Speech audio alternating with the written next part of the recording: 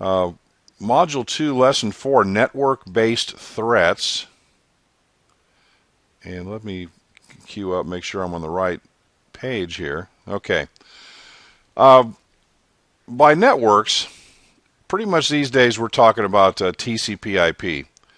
And TCP/IP became the network protocol of choice based on the fact that some obscure little protocol of theirs called WWW, or the World Wide Web Publishing Protocol, kind of became the killer app of the new millennium, and everybody had to get some TCP/IP at that point. It's not that it's not due to its technical superiority or some other technical requirement. It just it sort of won the war based on the fact that it had something that everybody needed. So all the other contenders sort of kind of fell away. So TCP/IP, a layered suite, many protocols, hundreds of different protocols.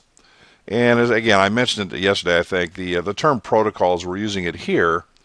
It's just a set of rules for accomplishing a particular network activity. The whole networking thing, it's all about packaging and delivery.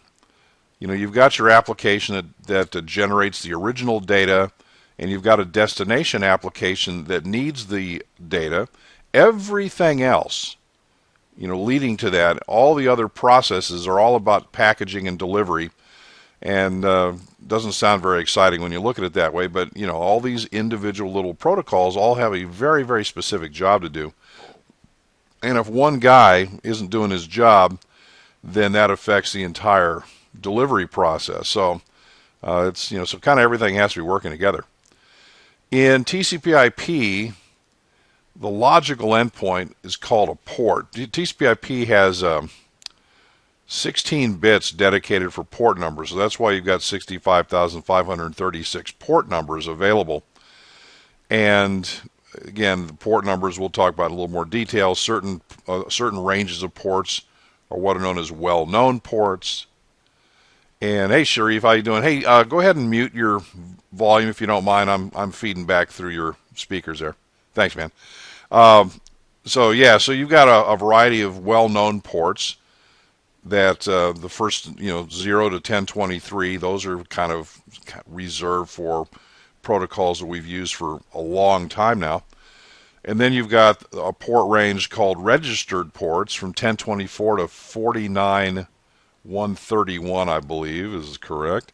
And there's thousands and thousands of other protocols that needed a home, and those have been assigned addresses in that range. And then there's the dynamic ports, the ones that don't have a set assignment, the ones that are available for use by other protocols.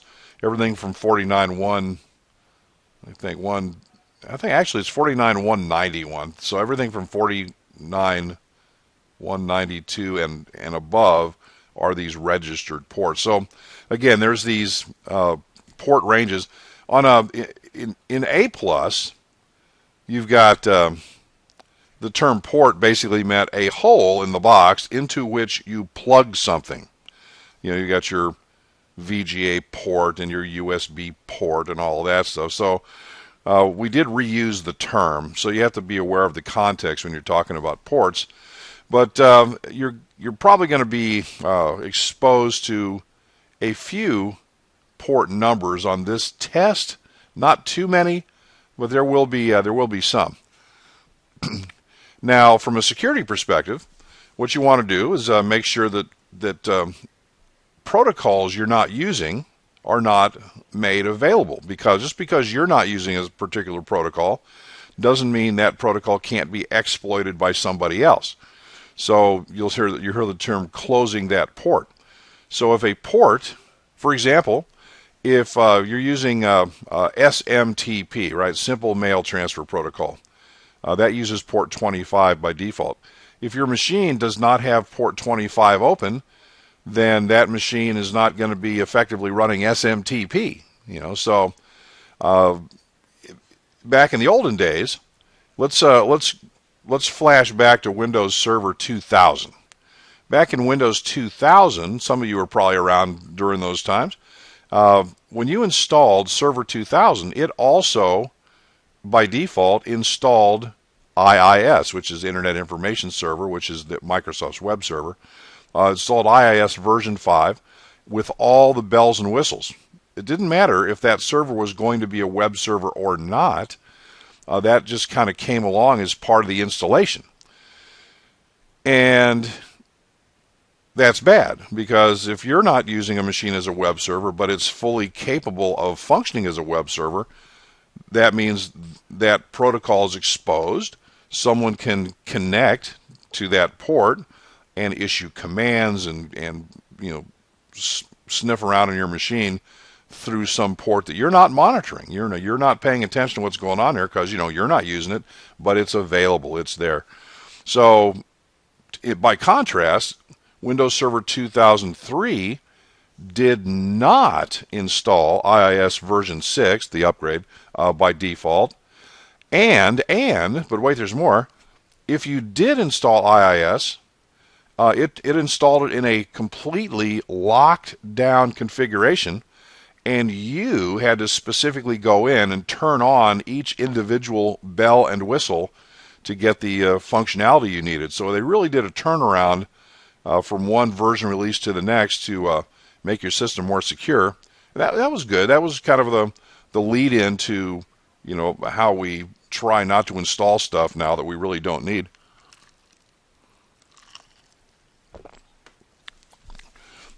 Now TCP/IP specifically was sort of commissioned by the U.S. government back during the Cold War, when the United States was paranoid that the Russians were going to drop a nuclear bomb on us, and vice versa. It was a few decades of sort of paranoia.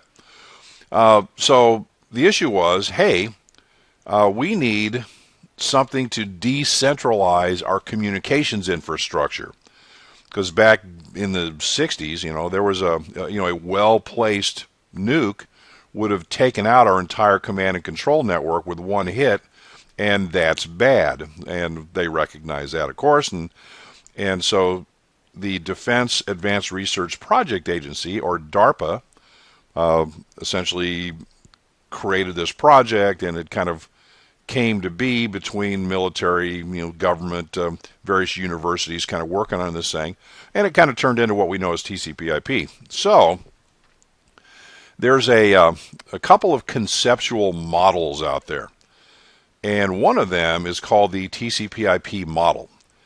And you may have heard of the something called the OSI 7-layer model.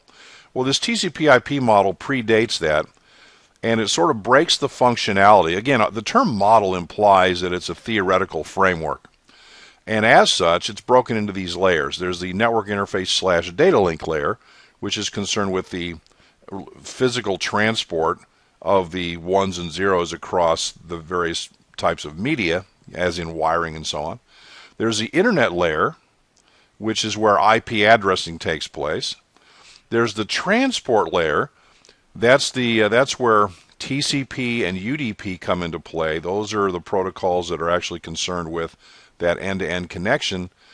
TCP being used for communications that require error checking, sequencing, guaranteed delivery, those sort of things. And UDP, a much lighter weight, lower overhead transport protocol, if all you really needed was a connection to the network without any of the security features. Different applications use TCP or UDP based upon their requirements for that level of overhead. And then finally, the application layer. That's where the actual data is originated. Any transformation to that data, such as encryption or changing of mathematical formats or whatever, takes place. And then there's the session information that's necessary to establish a specific communication event port to port between the source machine and the destination machine. Anyway, those 4 layers kind of define where in the sort of the hierarchy these different activities fit, because one activity feeds into the next activity, that activity feeds into the next activity, and so on. So at this stage, we can't be functioning on a network without having at least a basic understanding of how TCP/IP works, and I'm putting that on you as at least having a basic understanding of the concept of an IP address, subnet mask, the concept of a TCP/IP application such as HTTP or DNS or whatever, Telnet, FTP, those kind of things. All right, guys, happy? Before we move on, makes sense? All right. There's more to it, obviously, for the test, but that's the basics. So, from a network vulnerability perspective, a port scan, and there's many utilities, many freely available, freely downloadable utilities that you can use to basically determine whether or not a given port on a machine is open or closed. If you look at this ridiculously simple example that I have here, Clay just told us about a utility called Nmap, November, Mike, Alpha, Papa, Nmap. And you can go to nmap.org and download it. Okay, important safety tip. Do not, I repeat, under no circumstances run any of these utilities that we're going to discuss in the Security Plus class you're going to perform in the exercises. Do not even say those words on any government network. That would be bad. So you can't actually test these. You can't use these utilities on a government network. And the likelihood of you receiving permission to do so, I would say, is fairly remote. But again, I don't know that for a fact. But that's my standard disclaimer. Don't use any of these quote-unquote hacker tools, even if you're not a hacker, even if you're one of the good guys. Okay. So anyway, if you were to look at this port scan, it reveals a couple of things. Port 21 is open. That reveals to me that, hey, this machine has its FTP, File Transfer Protocol service open. It has port 80 open and port 443. That tells me, hey, this machine does HTTP and HTTPS, right? Secure HTTP. Also notice that port 53 is closed, so it's not a DNS server. Port 110, port 119 are closed, so it doesn't have the post office protocol service running, network news transfer protocol running. Again, this is a grossly oversimplified view of what a port scan might reveal, but this is a technique that will let you identify a potential target for your attack. So it's important to basically, one of the first rules is, if you're not using it, turn it off. Just because you're not using it doesn't mean it can't be exploited by somebody else. Okay, so again, there's an exercise somewhere that you're going to be doing that has you using a variety of these tools. So you'll find, if you haven't found already, you'll find that the exercises in the virtual labs are based on Server 2012, which is actually good for us because the State Department is going to be transitioning to 2012 fairly soon. We may, at FSI, we may start teaching that as early as FY16, so it's coming, so it's good. And then again, a variety of these kind of hacker tools that are in these, I say hacker tools only because they're freely available to anybody in the solar system, and they have these capabilities. Now remember, just because they're hacker tools, my feeling is, why should the bad guys have all the fun? These tools are perfectly suitable for purposes of good, so you can conduct vulnerability scans and port scans on your own network. Again, my caveat still applies. Unless you have express written permission to run these utilities, don't run them on your government network. Okay, and enough of that. I'm climbing down off my soapbox now. Okay.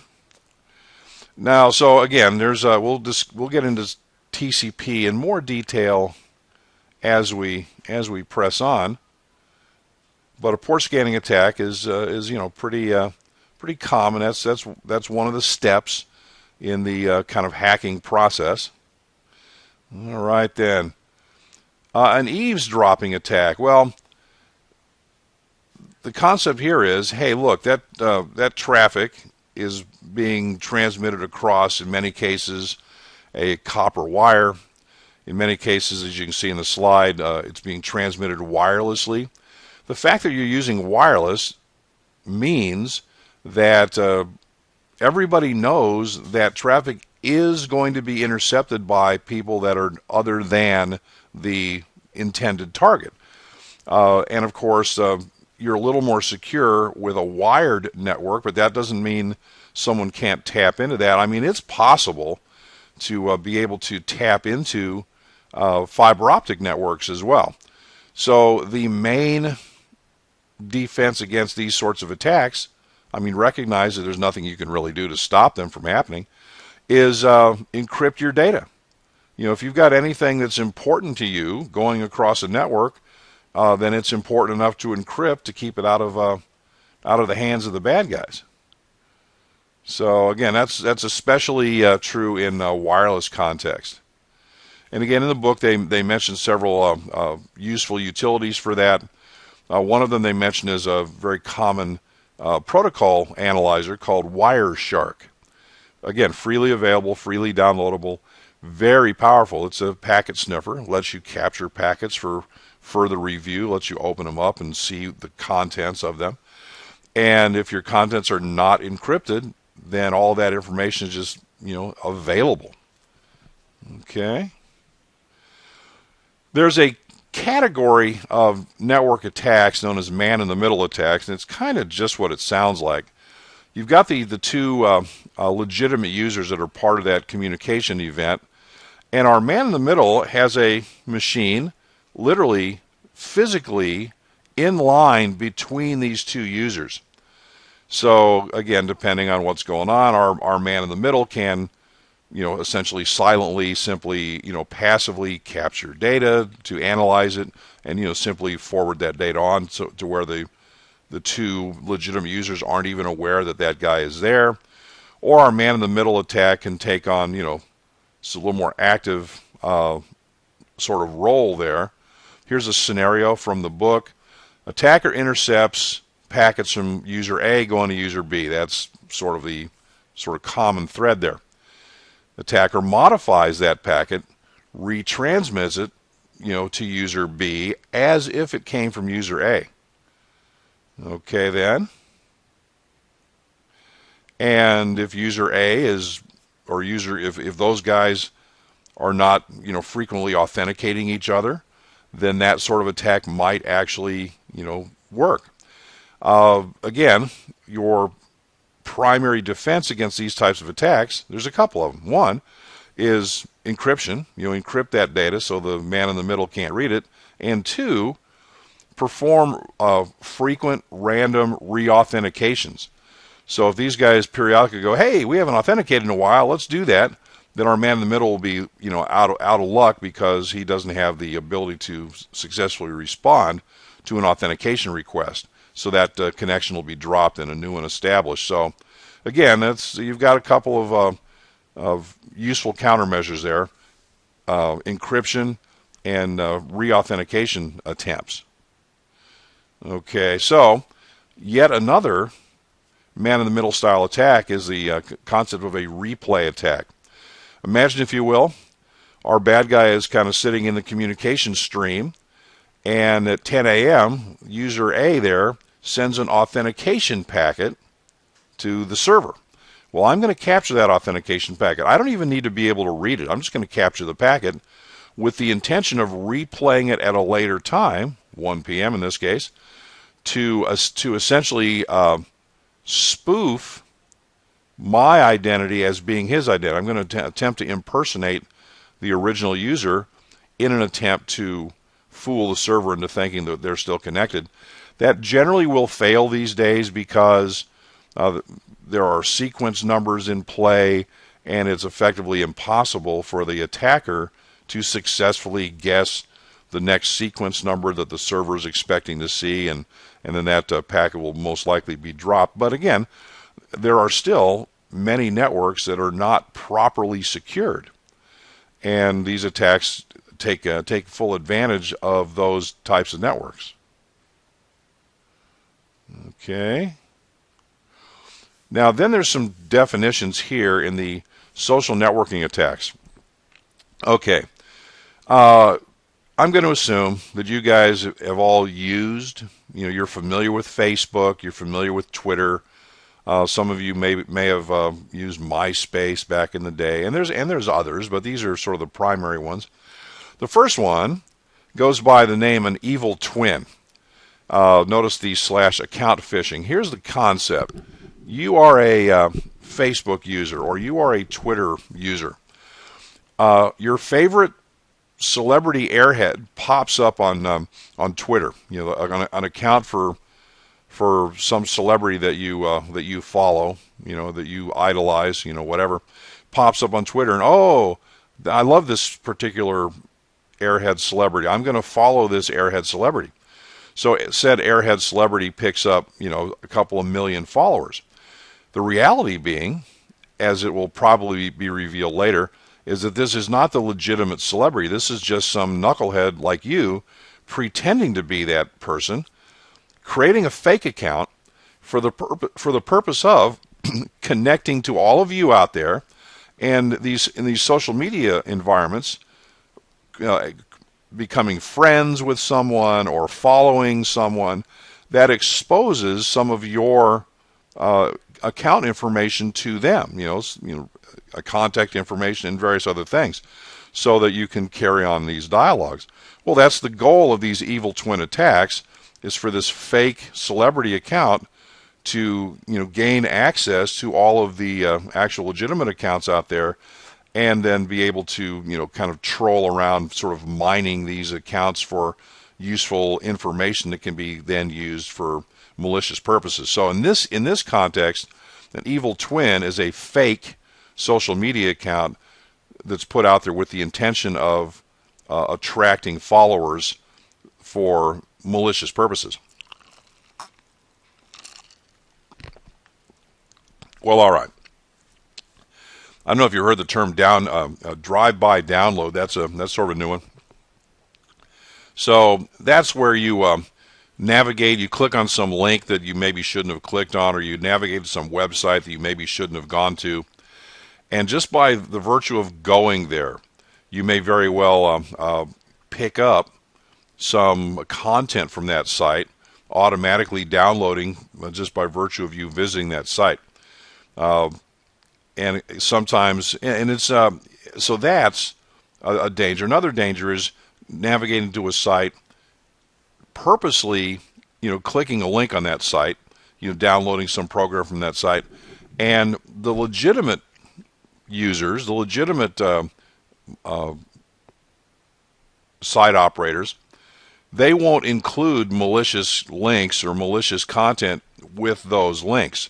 But some of them, you click the link, you download whatever it is you're trying to download, but you may wind up also downloading some other things from that one click that you maybe didn't intend to download, and maybe the installation programs have been written to go ahead and install that stuff anyway, maybe without your consent.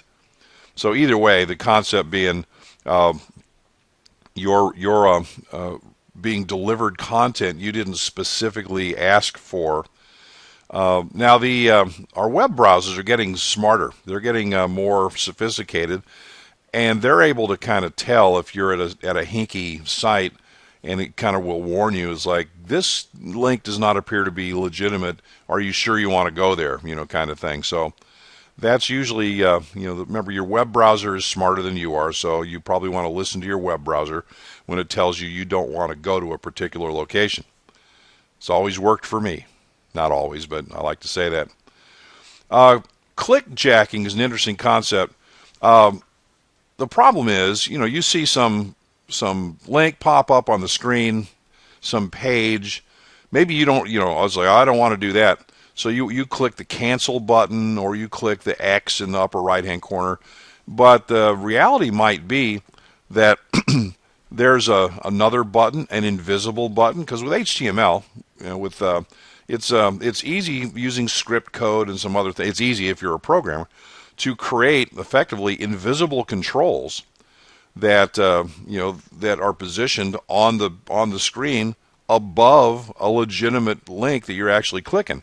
In fact, when you click on what you think is a legitimate link, it might be clicking this other button, doing whatever malicious thing it's doing, and it will very likely pass that keystroke on to the original button underneath, so whatever activity that button performs will be performed, throwing suspicion away from the program. So clickjacking is essentially a way to put a malicious link on a page somewhere that gets clicked by you, inadvertently, basically. So again, it's pretty sophisticated, the techniques you can use to do that. Password stealers. Whoa, back, slow down now. There's these programs that are designed to capture passwords, and again, the various social media programs, sometimes they're a little bit late to the party, letting you know that this code is malicious and we've removed it from our site. It may have been too late by then because you've maybe already used it.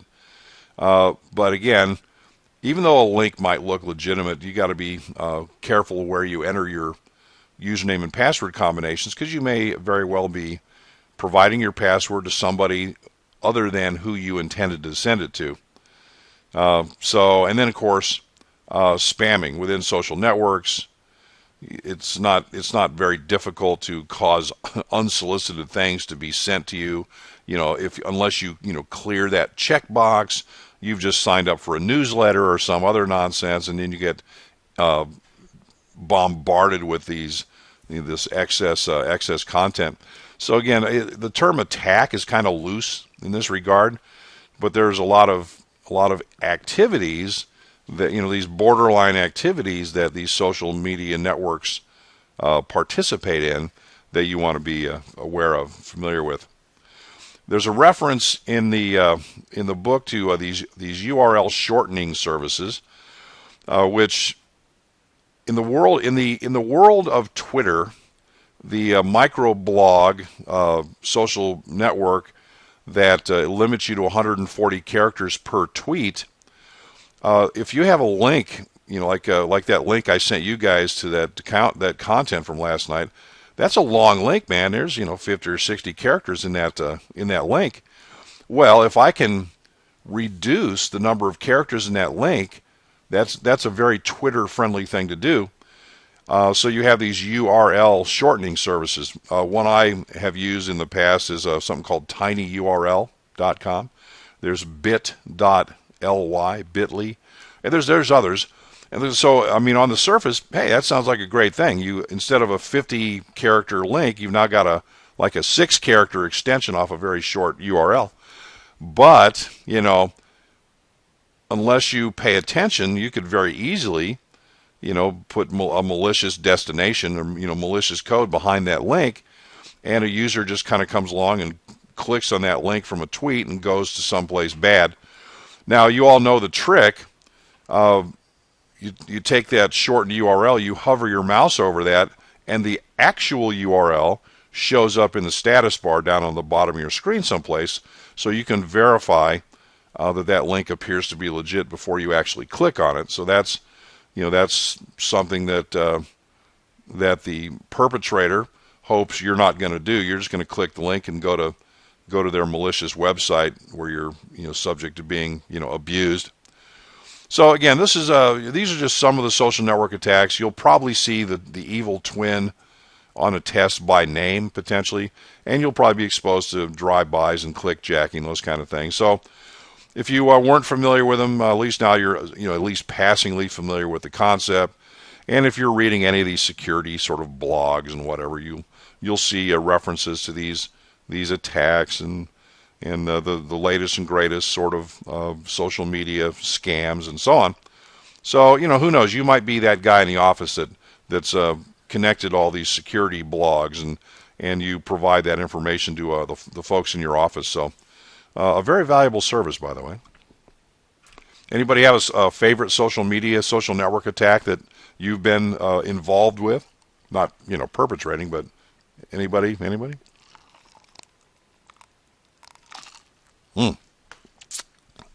Well, no then. All right. A Department of State attack. Those are terrible. No.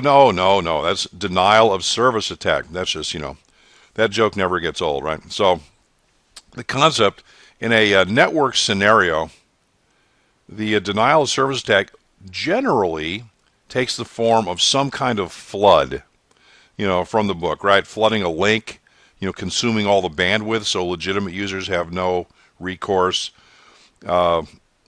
Sending multiple service requests. We'll talk about a couple of those examples. Flooding a user's inbox with spam, filling up the inbox, and jamming the network full of junk. So again, a lot of attacks wind up being flooding type attacks. There's also, if you're if your port scan, somebody port scans you and reveals that you're running a particular application maybe, and you know of a particular exploit that you can conduct against that application to bring it down. A network attack could simply be sending in that one packet of data that will crash that program, or potentially crash the machine. So again, most of these denial of service attacks are flooding type attacks, but not all of them. Some of them exploit a flaw in an application somewhere. Now, if you like denial of service attacks, you will love a distributed denial of service attack.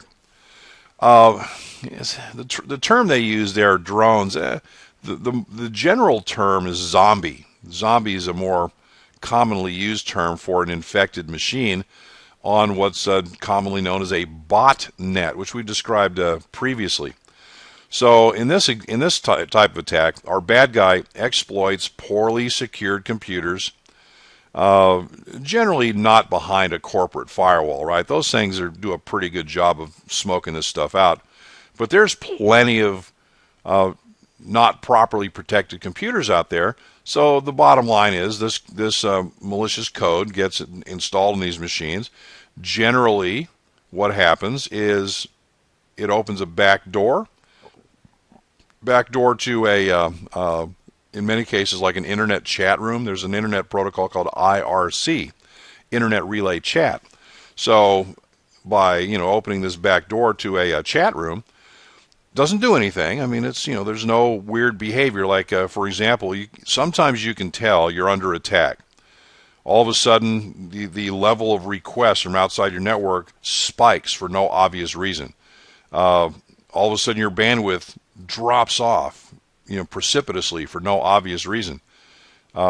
Maybe a specific, resource on a system, like TCP connections, all of a sudden is problematic, and there aren't any connections available. That kind of thing. Those are indications that you might be currently under attack. But again, the point is these distributed denial of service attacks involve multiple machines under the control of a single handler. And at the right time, said handler will then issue commands through that back door to the machines that are infected, and cause them to participate unknowingly in one of these denial of service attacks. So again, these botnets are a real deal. Again, many of them are kind of owned and operated by organized crime and used for criminal purposes. There are several specific forms of these denial of service attacks. A couple of them, there's a protocol that operates in conjunction with IP. It's called ICMP, Internet Control Message Protocol. If you've ever used ping, or if you've ever used traceroute, those are based on ICMP. When you're establishing a TCP connection, ICMP is the protocol that lets the source and destination basically control traffic flow. ICMP has a variety of uses, but again, if you flood the network with ICMP traffic that can cause problems. There's a specific attack that I'm going to talk about here that you see on the test. It's called a Smurf attack. Now, those of you who grew up in the U.S. and watch cartoons know what Smurfs are. If you're not local, you might not understand the reference. But it's a bunch of little woodland cartoon characters. They're blue. Smurfs are blue, and they're generally harmless. But sometimes when something bad happens in Smurf Town or Smurfville or wherever those Smurfs live, there's one Smurf in town. His name is Papa Smurf. He's sort of the brains of the operation. And when anything bad happens, all these Smurfs run to Papa Smurf, and they're like jumping on him and climbing on him. They're inhibiting his ability to perform work. So that's kind of the idea behind a Smurf attack. Here's the deal. You've identified your target. You're the bad guy. You've identified your target machine. It's on some network. Okay, so you, the bad guy, on your source machine, you do a couple things. One, the attack is you are sending a ping request to this. Well, actually, what you're doing is you're sending a ping request to the broadcast address of the subnet your target's on, which basically means you're pinging literally everybody on the subnet. And also, you can configure that ping to be a continuous ping. So, you receive that ping request, and it'll respond continuously until you tell it to stop.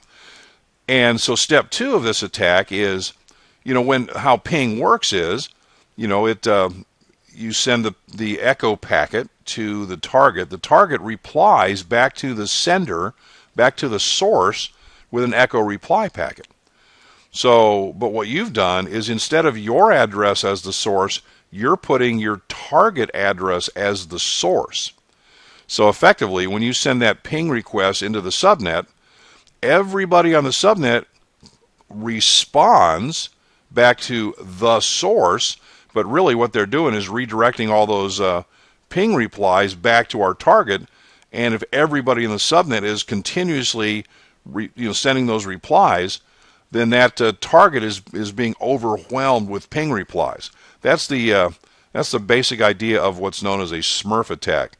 Just letting ICMP echo packets effectively flood that target machine's ability to kind of handle that volume of traffic. Now, for example, it's not very difficult to inhibit a Smurf attack. First of all, pinging the broadcast address of a subnet, there's no legitimate reason to do that. There's no actual network need to ever do that. So the large majority of networks are configured to not allow that. If you see a packet that's trying to do that, the firewall is going to go, yeah, I don't think so, and drop the packet. And also, a properly configured firewall will notice that the packet coming in has a source address of somebody that's on the other side of the firewall. And the firewall looks at that packet and goes, how can this possibly be accurate? You say you're from inside, but you're coming from outside? I don't think so. And then the firewall will drop that packet. So the point is, on an even remotely properly configured network, that's not much of a threat. But again, there's plenty of networks that are not properly configured. So you'll see a Smurf attack, and basically be aware that a Smurf attack is some sort of ICMP type attack. There are other types of flooding attacks. They mentioned UDP floods, overwhelming the target with UDP data, UDP requests. Then there's what's called a SYN flood. Now, this exploits the connection attempt in a TCP connection. TCP, Transmission Control Protocol, that protocol is a connection-oriented protocol. A connection must be established between the source and the destination before you can exchange data. And that's necessary because it's an error-free connection. It performs sequencing, it performs error checking, it acknowledges that it received the data, and so on. And so in order to participate in a TCP connection, there's a process that takes place ahead of time. It's commonly referred to as the TCP handshake. So let's say we've got a client and a server, and the client wants to create a TCP connection with the server, maybe download some files or something. So the first thing that happens is the client sends a TCP packet to the server, and inside the TCP header there's certain flags, just little 1-bit, kind of on-off things. And one of the flags is the SYN flag, or the synchronized flag.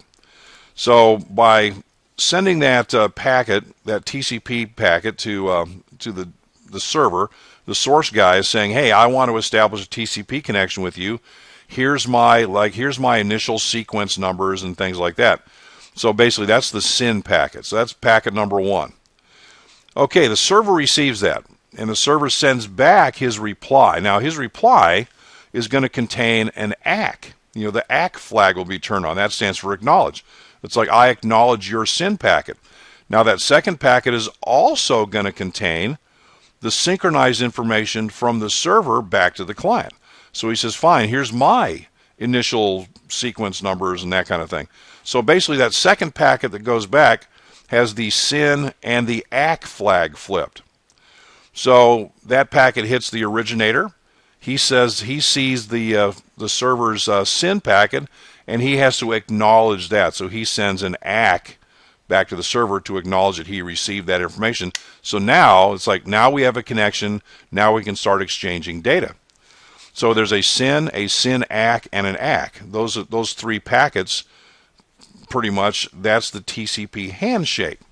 Now, what a bad guy will do, the initial SYN packet goes through. Now, the process that happens on the other side is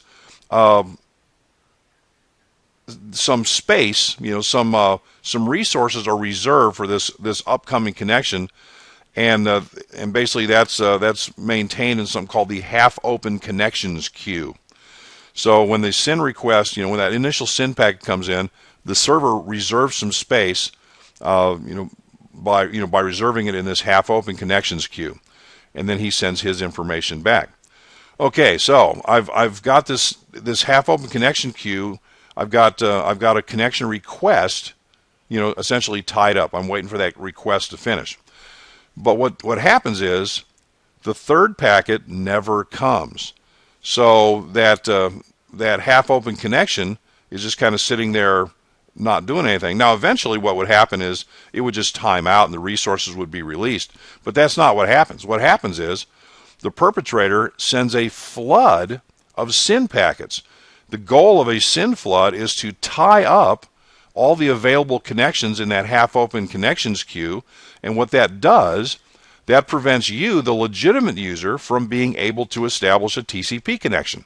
So you won't be able to, connect to that machine using TCP. You'll be unable to do file downloads and perform other TCP-related activities. So a SYN flood is potentially pretty bad. However, easy to solve a SYN flood. So once again, your firewall comes to the rescue. What the firewall is going to do, the firewall will see the initial SYN packet come in. Okay, he sees that come in, so he says, okay, make a note of that, and that goes into the server. The server sends his SYN ACK, packet number 2. The server sends that back. So the firewall, seeing that, on behalf of the original client, the firewall will send in to the server that third packet. It'll send in that ACK packet on behalf of the client. What that does is that releases that half-open connection and actually, establishes an actual connection. Now, one of two things is going to happen. The original guy is going to send in that third packet, right? No harm, no foul. Or the original guy is not going to do that. And, of course, as part of this attack, the original guy is going to send in a flood of these SYN packets. So the firewall sees that and says, oh, I see what's going on here. So what the firewall does, the firewall shoots in a reset packet to the server, basically killing the connection, and then the firewall will block traffic from the attacker's address, effectively stopping that SYN flood. Now, in many cases, you can't just block the traffic from that network because legitimate traffic comes from there. But, in conjunction with your internet service provider, you may be able to have them rate limit that traffic so that flood is kind of turned down to a trickle. And even though technically there might still be a SYN flood going on, it's not happening with enough strength to fill up your half-open connections queue.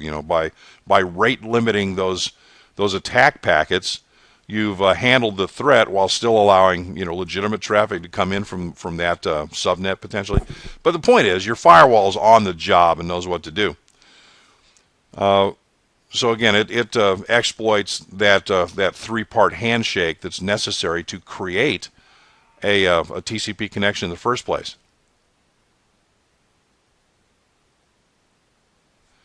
I'm watching. It looks like my cat's going to throw up on my blanket. Just kind of monitoring the situation. Well, it's wandered off. Okay, good. All right, so a buffer overflow attack. We already know what those are. Buffer overflows are from poor programming practices, and essentially that allows more data than is designed to be held by a particular field. And that excess data will overflow that field into another memory buffer belonging to somebody else with potentially catastrophic results. So, and effectively, that type of denial of service attack is attacking a known vulnerability in an application.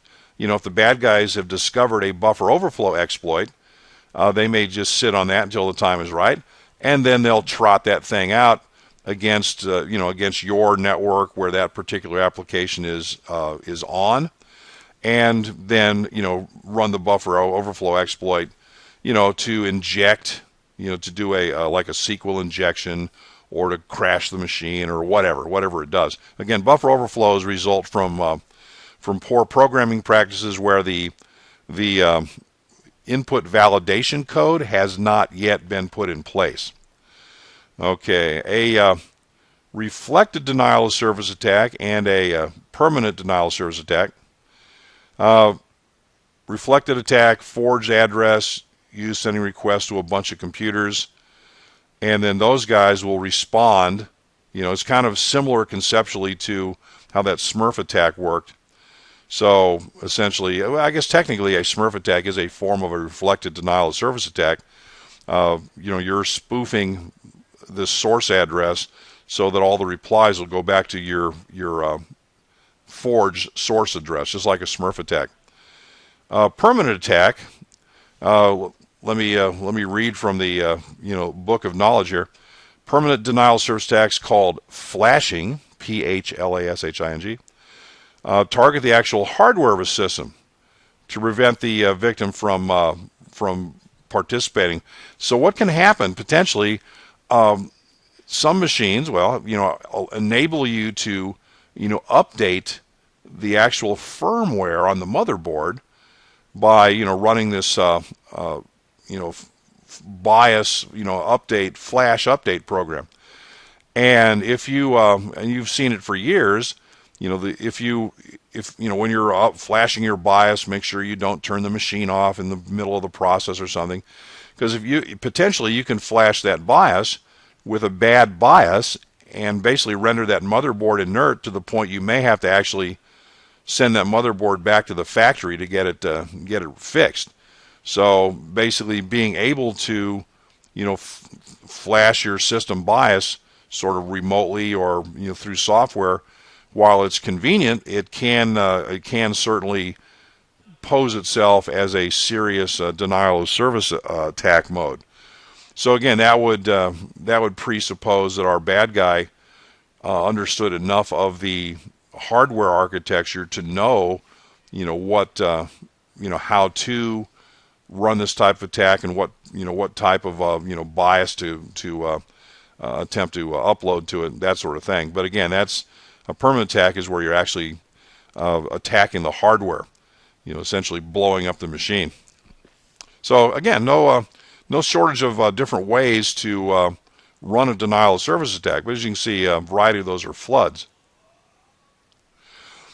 Now, web sessions are particularly vulnerable to hijacking attempts. Now, in a web environment, there are what are known as cookies. And these cookies are just little bits of data that transpire back and forth between the client and the server. And there's a couple different types of cookies. One of them is what's known as a session cookie. That cookie is only active during the current session, and once once one of the parties breaks the link, signs off, or is inactive for 20 minutes, whatever it is, that session's over. So our bad guy, he's kind of sniffing around, and he captures a session cookie and holds on to that, and either runs the other guy off the network with a denial of service attack, or just waits for the guy to leave, and then, before too much time has passed, he's going to replay that session cookie back to the web server, trying to impersonate the original legitimate client. So that's that potentially would be bad if it was like a connection to your bank account or something like that. Somebody stealing that session cookie and causing that sort of condition to exist. But again, that's the basic idea is stealing that session cookie. So whenever you see this concept of the word cookie, we already know that that's web based. Okay, so then we have peer-to-peer attacks. Remember Napster, this kind of peer-to-peer file sharing program. Several different variations of that have appeared over the years. There was Kazaa and LimeWire, and sort of today's equivalent of that would be BitTorrent sites. Well, these peer-to-peer attacks, the graphic is supposed to give you the concept that, hey, there's no central server that's sort of in charge of things. Like, in a normal scenario, you'd connect to a file transfer server where the files are stored and retrieve it from the server. In these peer-to-peer attacks, the players effectively are all individual machines, and they all sort of share the parts and pieces of these files, and they transmit them between themselves. So essentially, it's very easy to put an infected executable or something on the network for the purpose of disrupting everybody that's participating. I mean, if I'm some music publisher, it doesn't take much of a leap of faith to understand I can put in an infected music file or some sort of infected file, so that everybody that's trying to illegally download that file winds up getting nailed by that. So these peer-to-peer networks, I mean, not that they're inherently bad. It's kind of a good idea to be able to share data and so on. But there are copyright-related issues, and you've got to expect that the bad guys are going to exploit that sort of sharing nature. It's like, let's freely share information. Information desires to be free and not constrained by laws and money and stuff. So yeah, the bad guys are going to take advantage of that for sure. So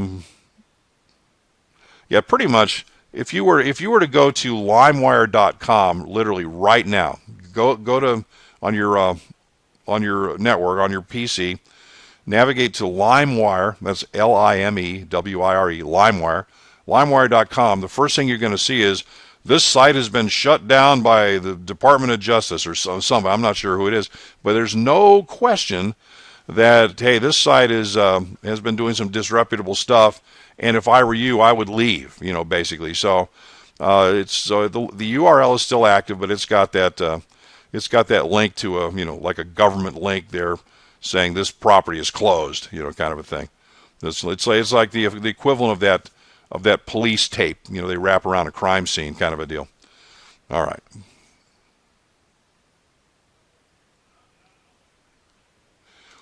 ARP poisoning. All right, let's talk about a process that's near and dear to us. There's a couple of different types of addressing in use in the network. Several, actually. I mean, there's, first of all, the application, you've got a port number. So, when the packet finally gets to the correct server, the correct machine, the port number information tells you, okay, now that I'm on the correct machine, which application should you send me to? That's going to be the port number. So that address is useful once the packet gets to its intended destination so that it can be sent to the correct service. Then below that you've got the IP address. The IP address is used for a process known as routing. So I can physically get that packet across the network using routers, using my route table to determine the best path to the destination network.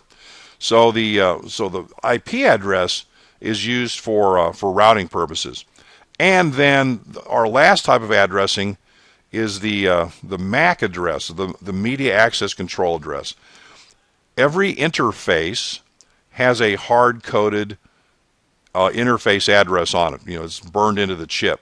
So you can. It's like a mailbox. You live in a house. On the street, there's the mailbox, and on the mailbox is the house number. And your neighbor has his house number on his mailbox, and your other neighbor has his house number on his mailbox. So that way, the mail carrier, he knows to deposit the mail for your house into your mailbox. The mail carrier doesn't really care who lives in the house. All the mail carrier cares about is the physical address of the house.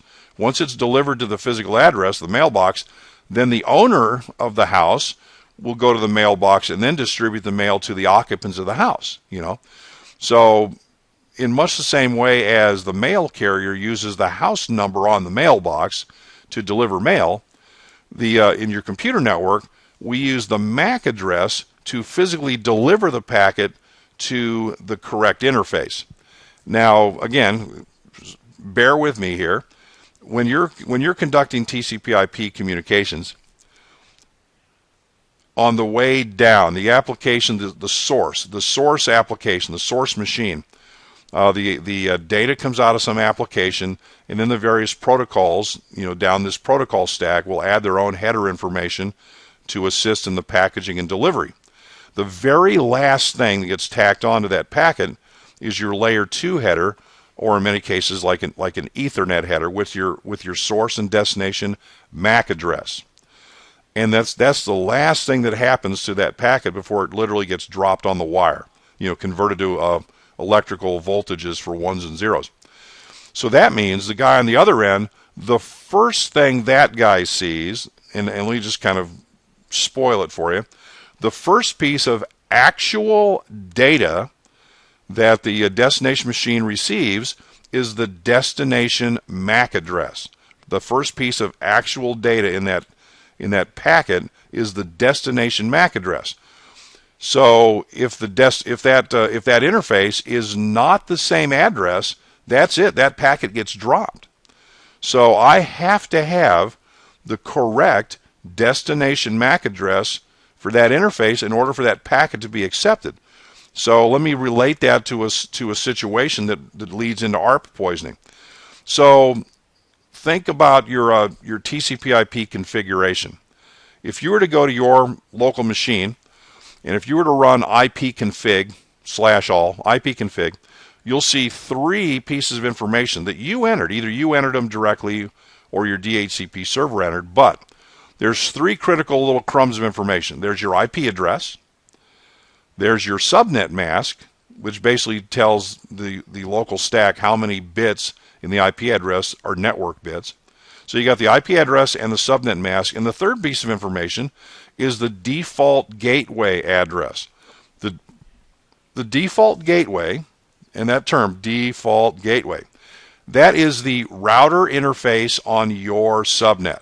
The default gateway is the router interface on your subnet.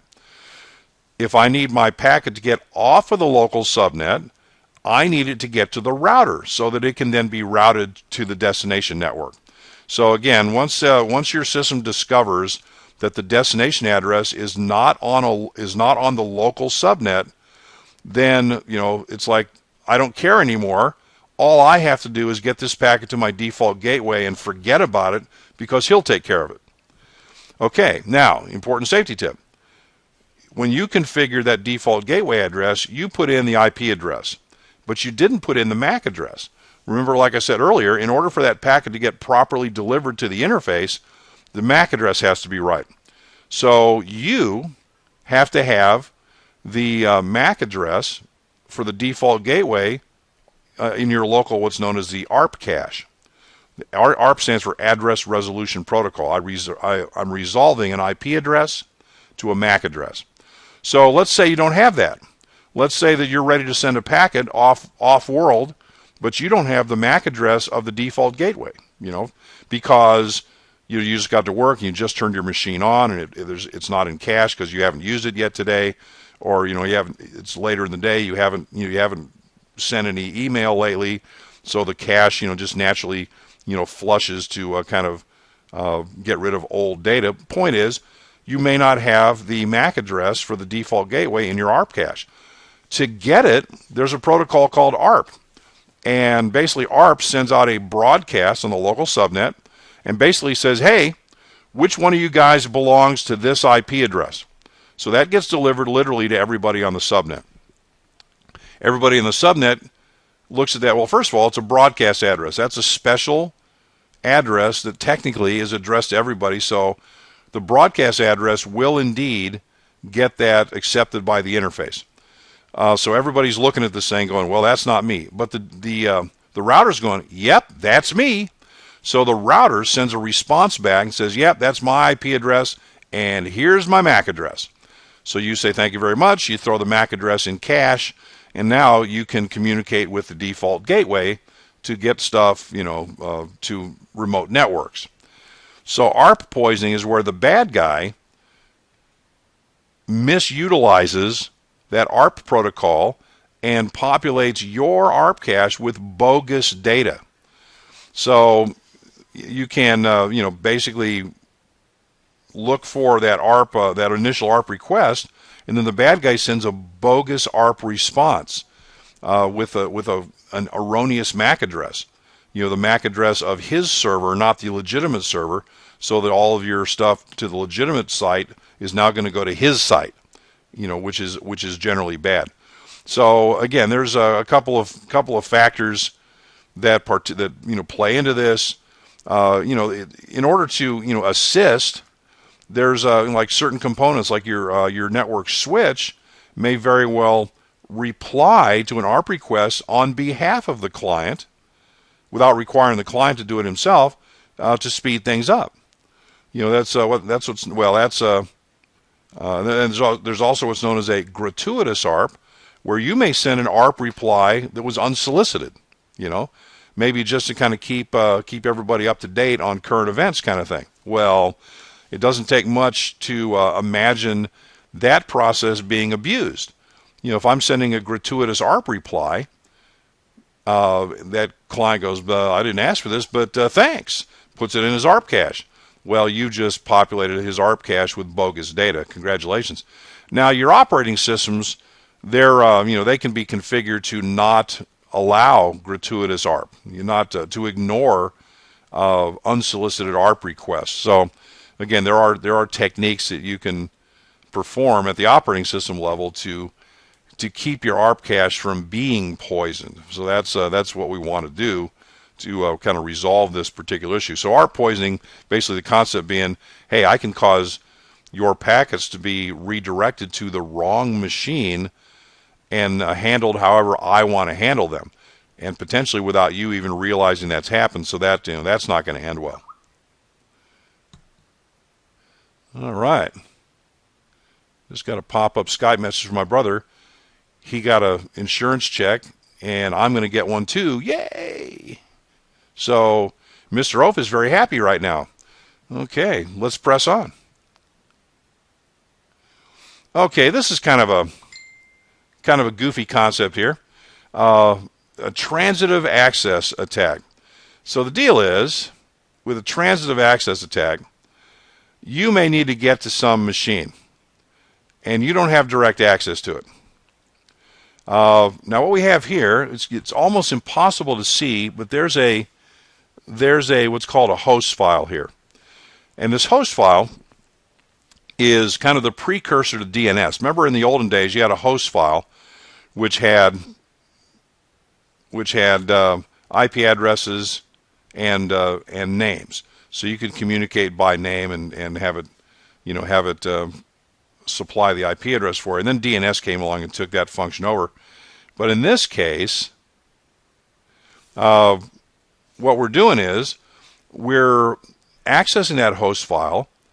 We're giving ourselves access where we really shouldn't be by kind of overriding or by appending this host file. So now, our bad guy Bob here has managed to enter an entry for himself to the host file, which. But Mark, I thought you said we didn't use those anymore because we got DNS. You know what? The host file is still there, still in play. If you have a host file, that host file gets processed before anything else gets processed, and it's actually that information is placed into your DNS resolver cache. So the concept being, I'm not authorized to access that resource directly, but I'm authorized to access this resource, and that resource is authorized to access my target. So I'm going to go through, somebody that does trust me to get to somebody that doesn't trust me. So again, that's exploiting a weak link in the chain somewhere. So establishing a trust relationship with this other guy who has a trust relationship with the target you're trying to get to, and then exploiting that transitive relationship to actually then get to the target through your intermediary. DNS, right, domain name system, that's how we resolve names primarily on the internet. Otherwise, it'd be impossible to communicate on the internet. We couldn't, we were not going to use IP addresses for everything. That's just not how we roll. Need a little whiskey in there. Anyway, DNS poisoning is conceptually similar to ARP poisoning. DNS originally, traditionally open nature, because the concept being, hey, we want you, the client, to be able to communicate with these network resources out there.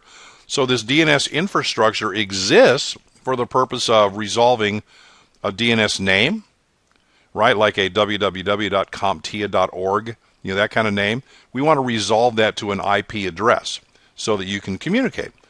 And that's by, historically has been kind of open and sort of free, if you will. Well, that very openness is what leads to, bad guys improperly modifying DNS information in the local cache of a DNS machine or local machine potentially, or actually accessing a improperly secured DNS server itself to get directly to the database. So DNS poisoning is essentially putting in bogus name resolution entries in the DNS sort of hierarchy there. And DNS hijacking enables you, bad guy sets up a bogus DNS server, and basically that lets him redirect stuff any old where he wants to. So if we can get the users to use this rogue DNS server, then basically I control all of your web movements that way.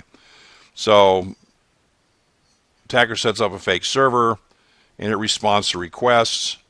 And again, there's DNS hijack. Sometimes you'll see it, like they mentioned in the book. Sometimes the internet service providers have hijacked a variety of names. Sometimes you'll try to go to some address that doesn't exist, or you typed it wrong. And sometimes in an effort to be helpful, the ISPs have kind of hijacked those bogus DNS addresses, and then winds up redirecting you to the correct address. But in many cases, these bogus DNS addresses are essentially owned by evil third parties that will take advantage of your fat-fingered lack of typing skills and redirect you to someplace other than where you wanted to go. And then there's another concept associated with DNS hijacking. You've got your GoDaddies and your VeriSigns and those kind of locations that where you get where you manage resources. You go to purchase a domain name. There's domain name services that let you know if the domain you want is available, and then you can go purchase that domain name, whatever. Well, then your information is then entered into some registry somewhere. So if somebody needs to contact the owner of the domain, that information is available. They can contact you and whatever. Well, sometimes if the provider is a little soft and squishy around the edges, somebody can potentially get in there and essentially hijack that information, removing you as the point of contact and adding themselves, and somebody could essentially take over your DNS site, and that can be time consuming to resolve, and maybe that's just something that the bad guys only need to do for a fairly short period of time to perform whatever malicious activity they're performing, before the provider solves the problem and gives you your site back. So again, DNS, it's a constant struggle to kind of keep that thing legit, but by and large we do a pretty good job with that. Okay. Wireless security. There are those who feel that wireless and security should not be used in the same sentence. Before I go there, there's another activity at the end of this section talking about network-based threats. So again, at some point I may actually incorporate some of those into what I'm doing here. I have no real easy way to do that at this point. Just letting you guys know, hey, go off and use that hour at the end of class to go through those end of section little quizzes. Highly recommend that you do that. Just verify that you had indeed got all the concepts that I was laying down there. So let's go to topic E, talk about wireless threats and vulnerabilities. And unless you just got here from another planet, you're probably well aware of the concept that wireless networking is inherently dangerous. Anybody can receive your signal, and there's plenty of exploits against the various wireless technologies that are in play. So again, but wireless is a fact of life. It's here to stay. We've even installed wireless on the FSI campus. Pretty much everywhere you go, there's basically public wireless access everywhere in the classrooms, cafeteria. Pretty much, well, not everywhere. There's certain places where you won't find it, but by and large, it's kind of everywhere. So let's talk about some specific wireless access or wireless security concerns. A rogue access point. Okay, now this is the way to think about this is this guy down here, he may not even be a malicious user. He may just be a random idiot. So our guy, in an effort to make his life better, he brings in an access point from home. He installs the access point, on his desk, which lets him connect to the access point, connect to the network, so he can go off into the break room and watch TV or something while he's doing his reports or sending emails or something. So that's so hey, there you go. However, now what we have is an access point that's not supposed to be there, that's probably not secured as well as it's supposed to be, and that gives pretty much any random guy access now to your network. Maybe the guy didn't have the ability to connect through any of the legitimate access points, but this rogue access point is probably not secured exactly the same, and it's not good. So essentially, one of the things you need to be on the lookout for is these, as you ride the fence, making sure everything is properly working. Make sure you take care of your rogue access points. That's right. Make sure that's why it's important to keep a copy of your resume on your local flash drive, in case you get kicked out of the building with a minimal fanfare. That's bad. That's the kind of thing that you, believe it or not, in your acceptable use agreement, you sign that you won't do that, and you probably don't remember signing that, but I'm sure you did. And if you were to do something stupid like that, chances are pretty good that you'd be searching for alternate employment right about now. But that's what a rogue access point is. An access point is really not supposed to be there. Now that's what we're going to differentiate a rogue access point from an evil twin. See, now there's that term again. Now, in the wireless world, evil twin has a different connotation. So, like in our example here, our legitimate access point, for developtech.com is the SSID, right? The service set identifier is DTech. Well, let's say some bad guy in a nearby location stood up an access point with an SSID of DevTech, for the sole purpose of fooling your users into thinking that's a legitimate access point when really it's not. So our guy connects to the evil twin, and then boom, you're not going where the evil twin wants to send you. You're now on the evil twin's network with its bogus DNS servers and all that jazz. Let me give you an evil twin story. When I was in the Army back in the early 70s, I was stationed in Germany, and back then there was still something called Czechoslovakia and East Germany and the USSR, all of those things. It was right in the middle of the Cold War. So the deal is, I was stationed at an airfield. I used to be an air traffic controller. I was stationed at Grafenwehr Army Airfield, which is up in that kind of corner, just underneath East Germany and just west of Czechoslovakia, literally. And our airfield, we had a runway, 1432. It had its set of buildings, and it had its tree lines, and it looked a certain way. Well, I've never seen it, but I've heard on good authority that just a few miles over the Czech border was another airfield, same runway configuration, same building configuration, same tree line, all that sort of thing. Our airfield had a radio beacon. It transmitted in Morse code the letters GRF, continuously GRF, GRF. Well, this other one had a radio beacon on the same frequency, not as powerful, just transmitting the letters RF, RF.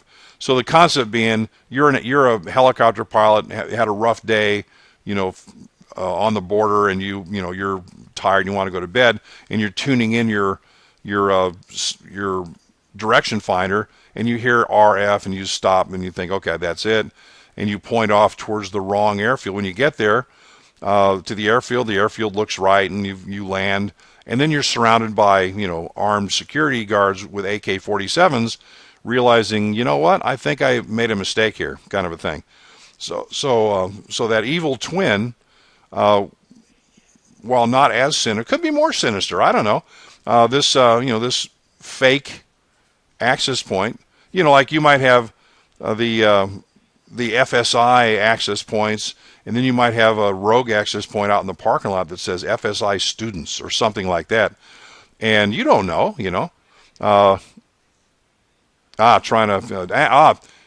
Sharif, doing actual work, unacceptable. You have to call somebody and say that you're tied up in high-level negotiations or something. Okay. So anyway, so remember, social media, an evil twin is a fake social media account for the purpose of attracting followers. In the wireless environment, an evil twin is a bogus access point to attract, suckers, to think it's the legitimate access point. Okay, so I want to make sure you got the difference, down between those two events there. Okay. Wireless access points operate on radio frequencies, and radio frequencies can be interfered with. It may be a denial of service type attack for someone to intentionally interfere with the frequency range that's in use by that particular access point.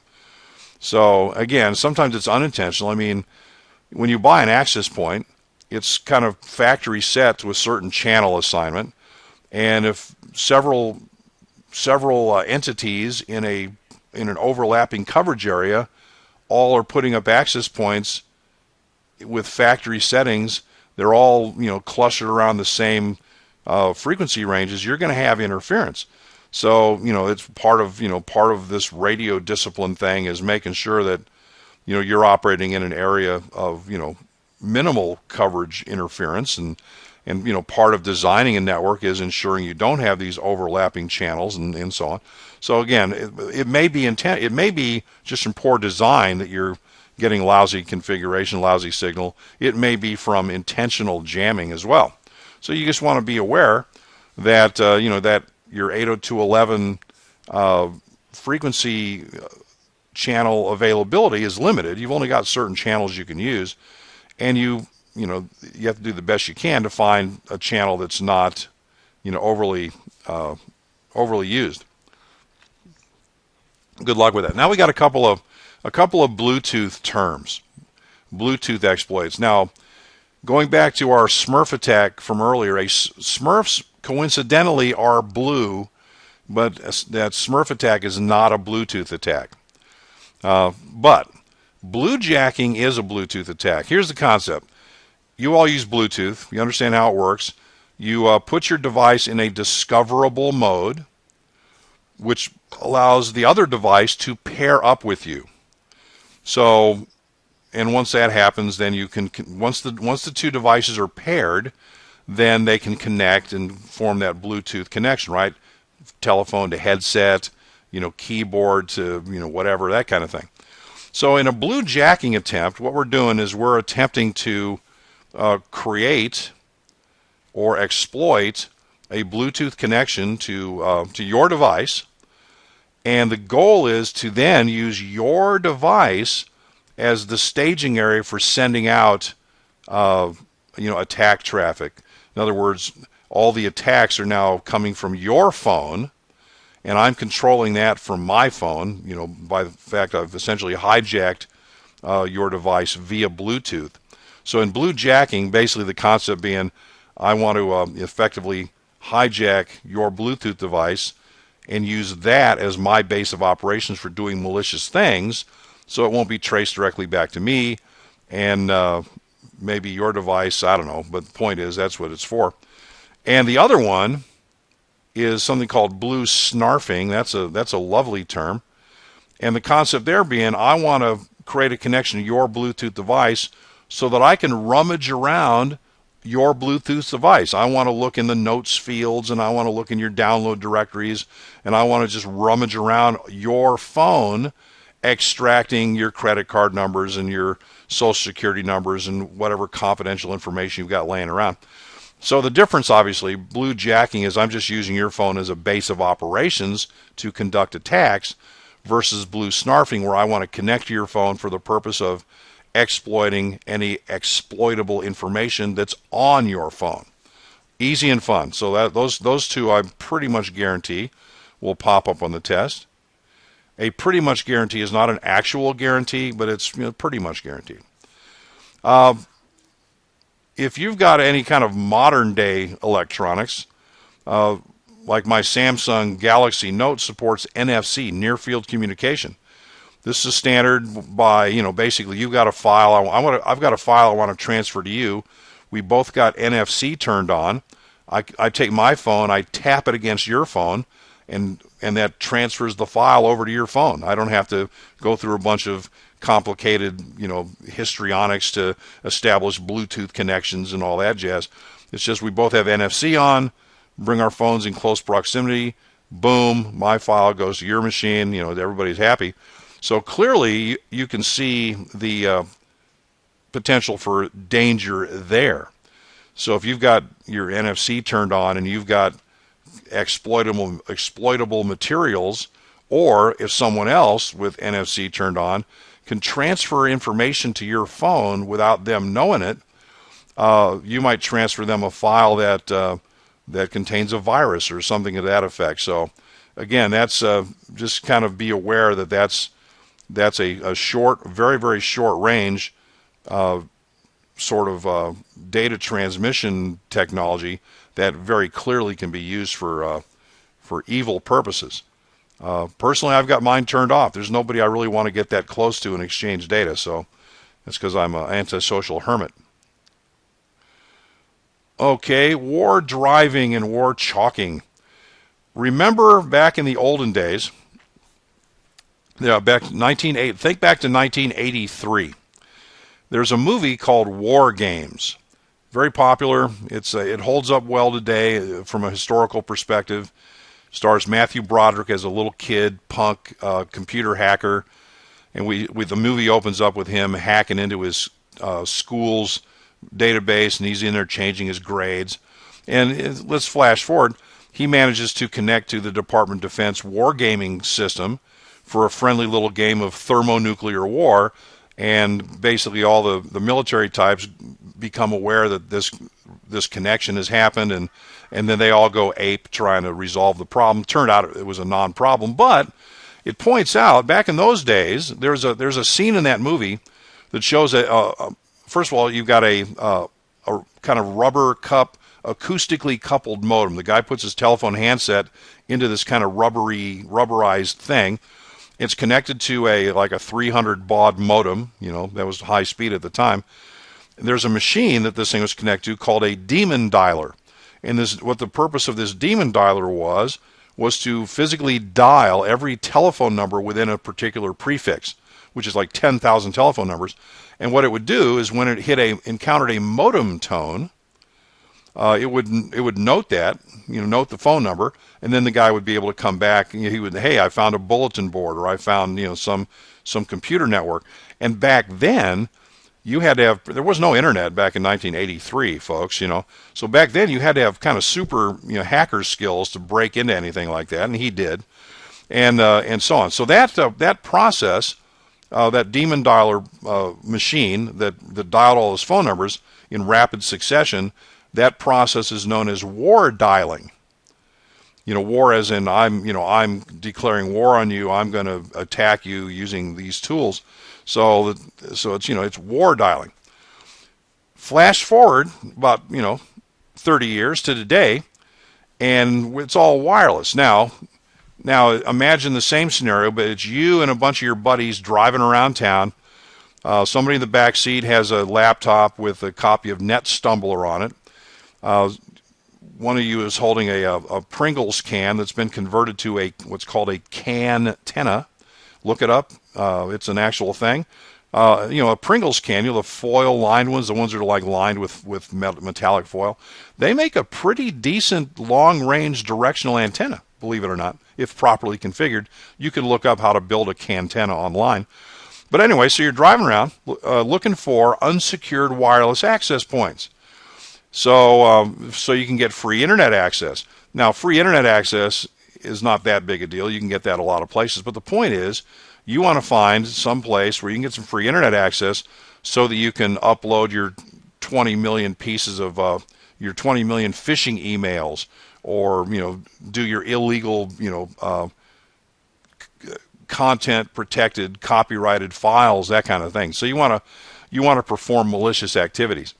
So the process there is called war driving, because you're literally driving around town looking for unsecured wireless access points. Now, in a related technology, related discipline, something known as war chalking, when you find one, one of the guys hops out of the back seat with a spray can of paint or a piece of chalk or something, goes up to the side of the building or the sidewalk or some physical location, and put some symbology on the wall there, so that other hacker types that can read the signs realize, oh look, there's an unsecured access point, here's the channel, here's the name, here's information about it.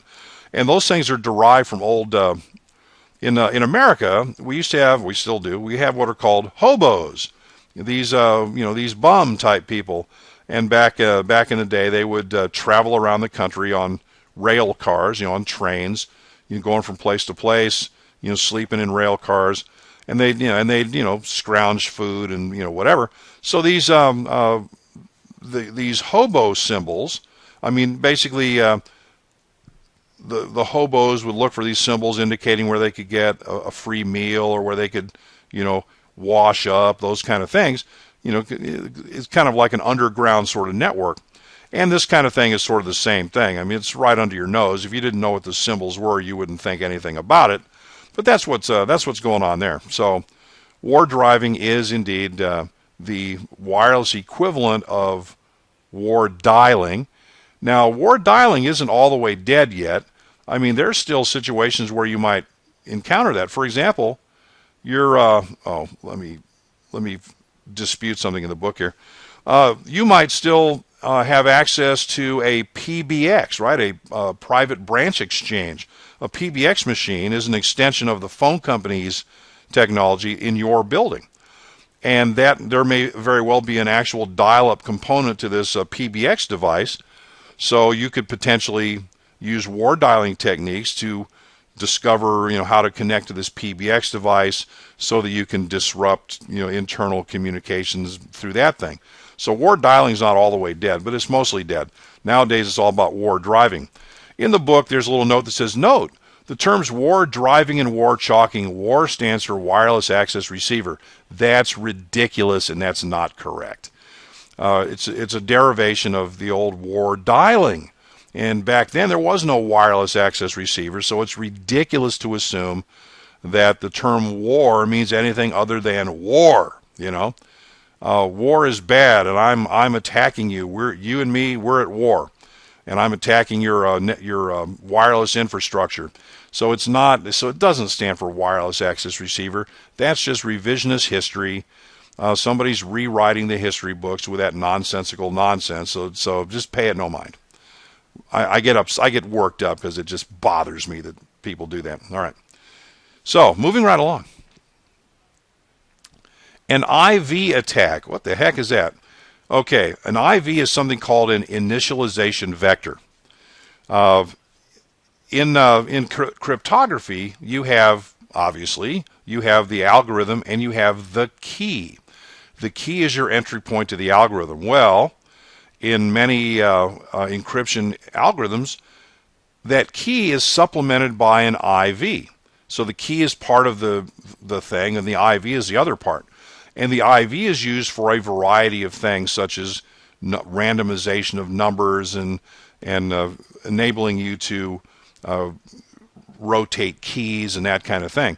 So the deal is, an IV attack is where the attacker, basically there's a problem with the underlying math. A case in point, there's a wireless protocol, a wireless security protocol known as WEP, W-E-P, Wired Equivalent Privacy. And WEP used a 64-bit key. Now the reality was 40 bits of that was the key and 24 bits of that was the IV, the initialization vector. Well, 24 bits, 2 to the 24th power is 16,777,216. That's a lot of different combinations. So if properly used, if properly applied, that 24-bit IV would have led to pretty secure, key rotation scheme. That's a lot of combinations. But the truth is, the algorithm that used, the algorithm for WEP was faulty. Well, it was implemented badly. So not only, even though I had 24 bits of IV, not only was the generated keys, not only were they not random enough, based on, not properly using the IV, not random enough, it was predictable. So once that became known, all you have to do to crack any WEP key is you capture enough packets.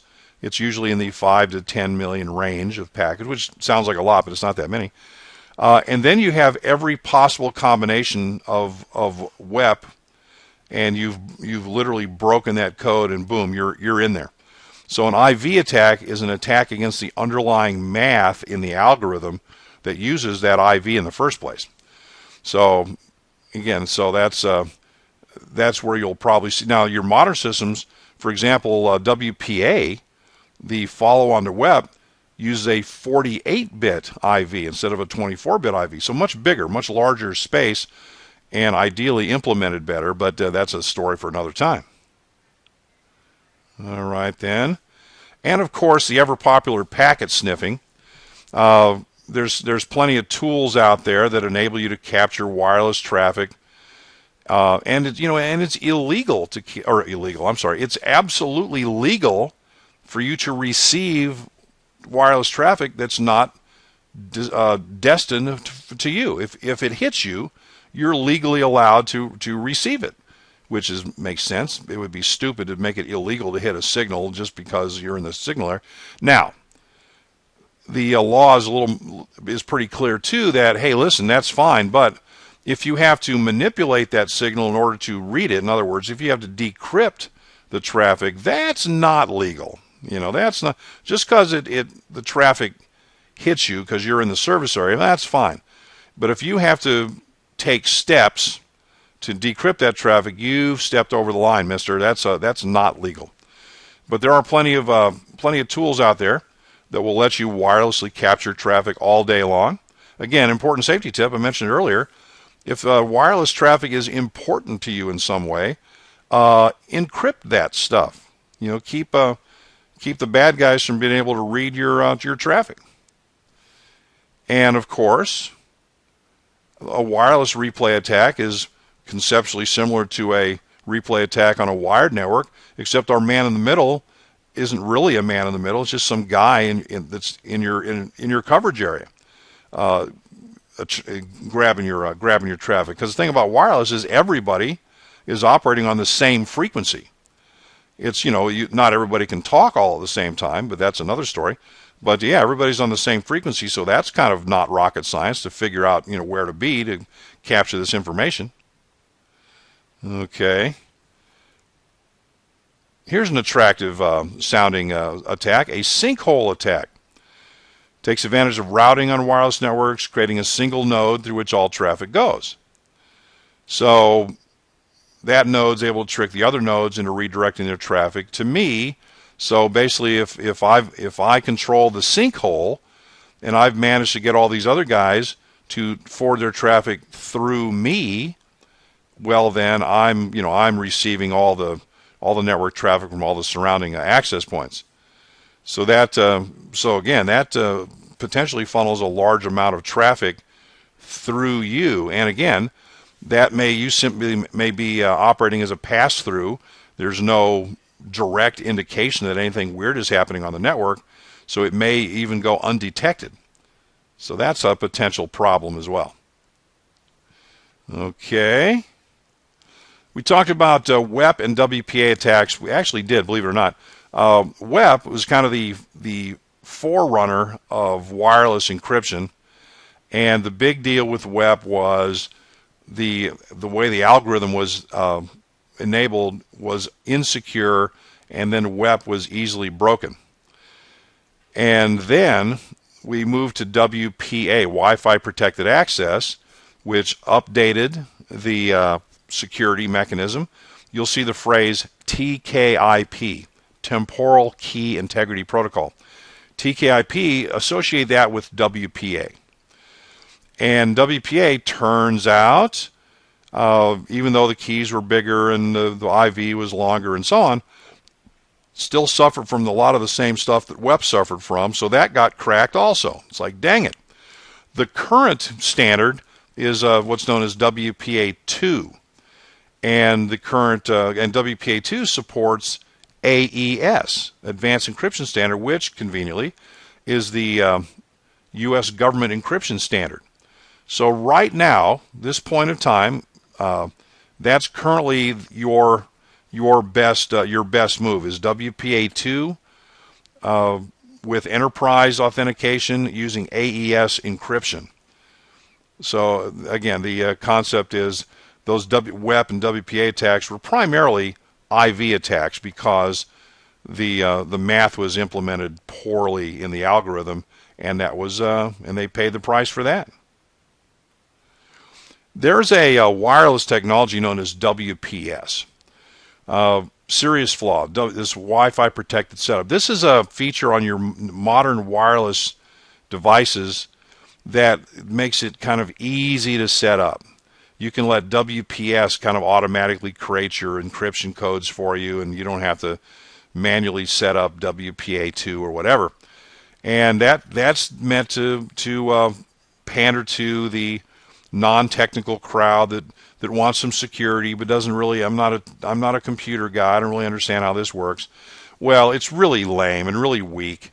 So using a WPS pretty much guarantees your network's going to be cracked. So again, the basic idea is don't use WPS. It stands for Wi-Fi Protected Setup. Again, it's the lazy man's way to semi-secure network. And basically, if you're one of those guys, you probably don't have a lot of critical stuff on your network anyway. But it's whatever you do have on there is subject to being exploited. So just something to be aware of. There's an activity associated with this as well, activity 2-5. You're going to want to go through that. And I recognize it is currently an hour and 45 minutes into our little soiree. So let's take a break for the next 15 minutes. Come back at, well, whatever time 15 minutes is from now, and we'll press on. I'm going to stop the recording so that each individual recording is not ridiculously large. So I'll see you guys in 15 minutes.